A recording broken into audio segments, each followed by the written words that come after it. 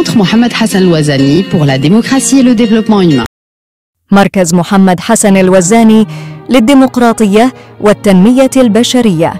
Si vous avez des questions particulières sur son aventure, on n'en a pas beaucoup parlé, sur sa vie de journaliste aussi, et pourquoi il a choisi cette aventure en particulier, et pourquoi il va à la rencontre des populations de ces régions enclavées, à vous la parole.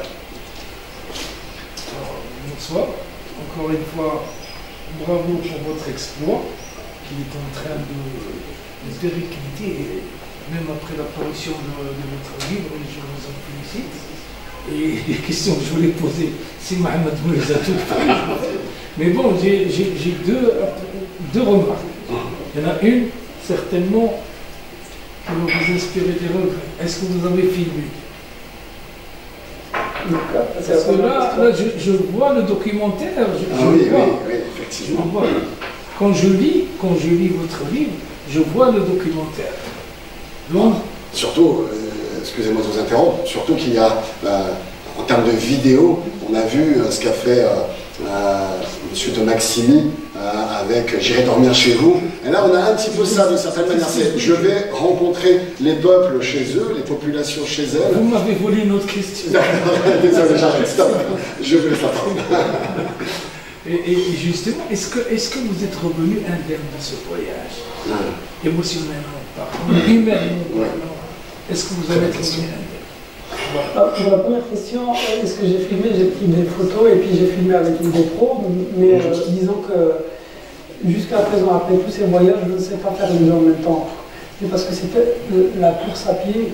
Pour quelqu'un qui voyage à pied, il faudrait une autre personne qui vous accompagnerait pour filmer en fait. Exactement. En vélo ou en moto. Ça c'est des choses que tu as vécu assez mal.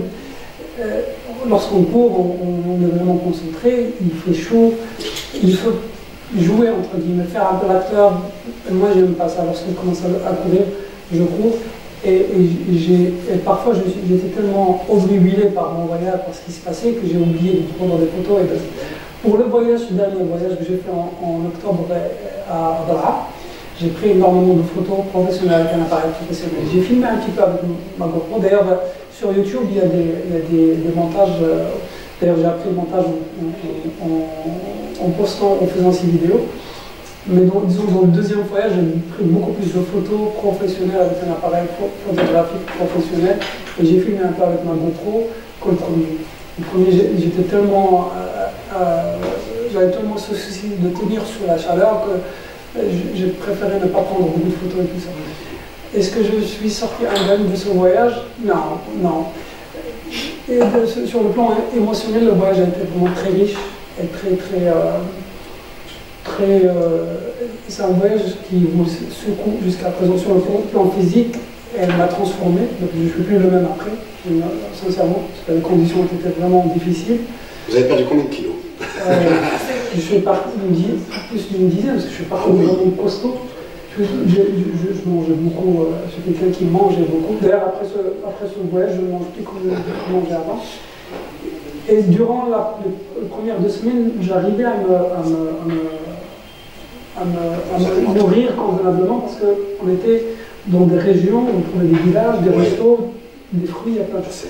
À partir de la deuxième moitié du voyage, il n'y avait plus rien à manger, les distances entre les agglomérations parfois atteignaient 60-80 km.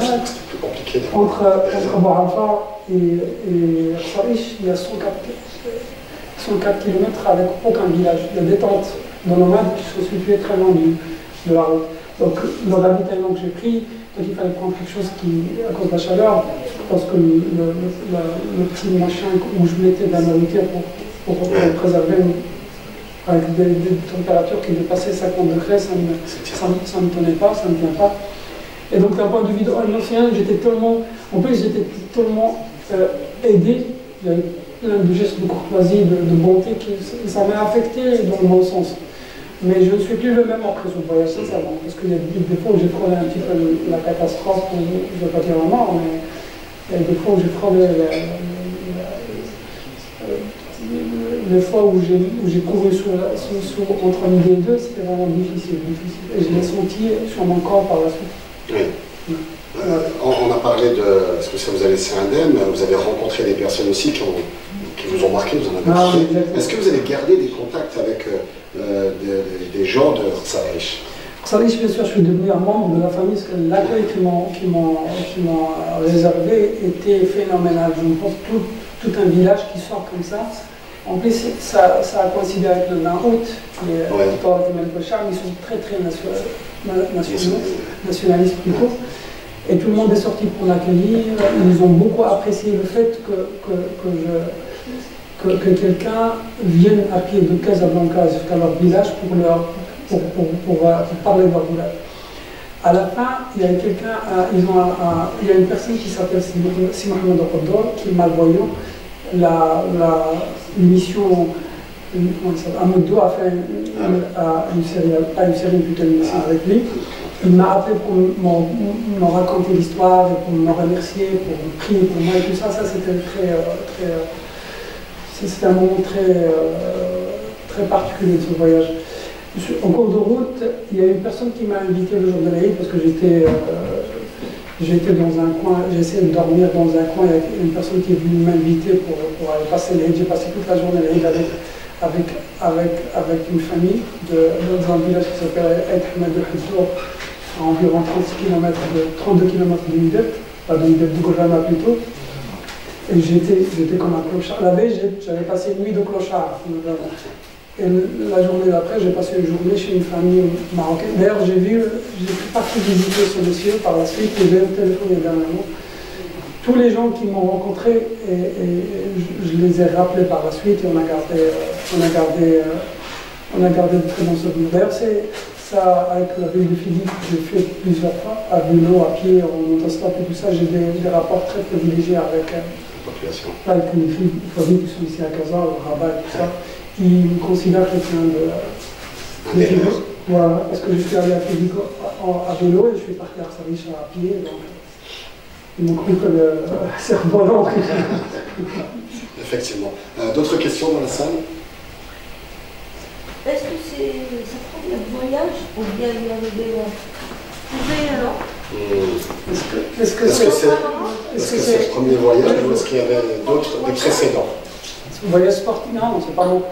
C'était il y avait un premier voyage en 2014 à pied de 3 jours, le mode de voyage en courant. Mais j'ai commencé en 2009 à faire des voyages à vélo au Maroc. Bien sûr, je voyageais avant cela, je voyageais en utilisant d'autres modes, mais à partir de 2009, j'ai commencé à visiter le Maroc à vélo. J'ai fait presque une quinzaine de voyages à vélo au Maroc, dans le Rif, à 2 reprises, dans le Moyen Atlas, le Sud, Fulid. Et c'est des voyages la durée de ces voyages varie entre 4 jours et 1 mois et demi, 2 semaines, 3 semaines, ainsi de suite. Des voyages qui permettent justement de rencontrer des populations, de découvrir des régions, notamment des régions enclavées. C'est tout le défi du Maroc. On parle depuis quelques années du nouveau modèle de développement, la régionalisation avancée. Donc effectivement, tout ce genre de défi que vous êtes lancé, Hicham El-Kelmour, participe justement aussi à la découverte. Vous nous permettez avec votre livre de découvrir ces populations, ces régions enclavées, ces modes de vie. Vous avez parlé dans certains articles, vous avez fait des reportages sur, comme je le disais, des populations semi-nomades de Bour Alpha. C'est particulièrement éclairant sur des modes de vie ancestraux qui sont en train de disparaître d'ailleurs, ou qui sont en train de changer en tout cas.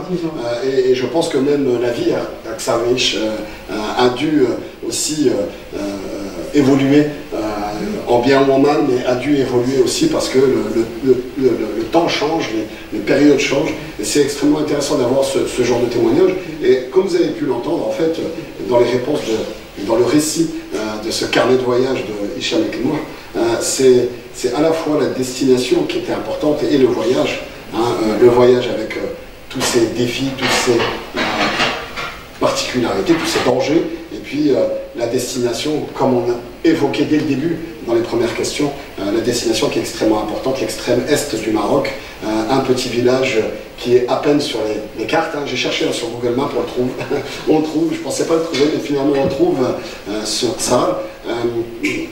Mais c'est c'est ça qui est beau en fait.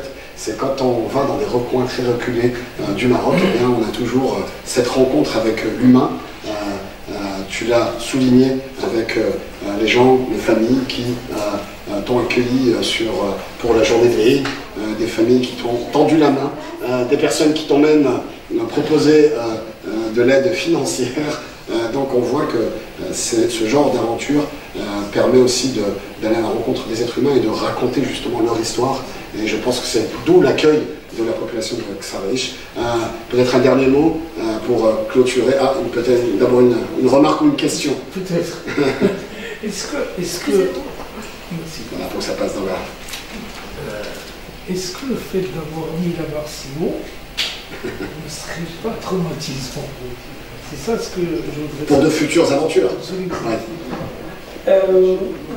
Non, traumatisant non, parce que c'était très positif comme expérience. Et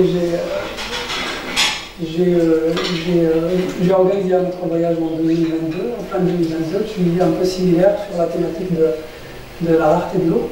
Parce que j'ai travaillé durant toute l'année 2022 sur cette thématique et j'ai publié des articles quand il y a eu la vie de Simone. Et donc j'avais mis un peu la barre encore plus haute, mais malheureusement je n'ai pas pu terminer. J'ai fait plus de kilomètres et plus de nombre de kilomètres par jour.